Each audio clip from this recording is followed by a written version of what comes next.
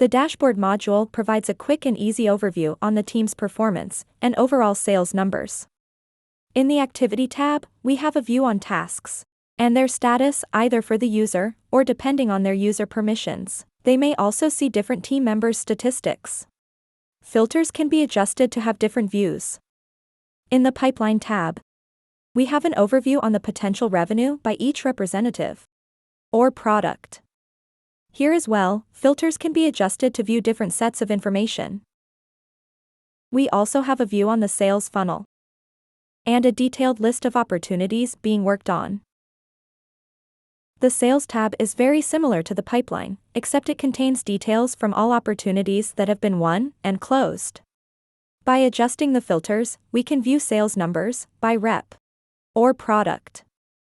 The Web Analytics tab is where you will have an overview of your Google Analytics statistics once you synchronize your Google account. And that's your quick overview of this module.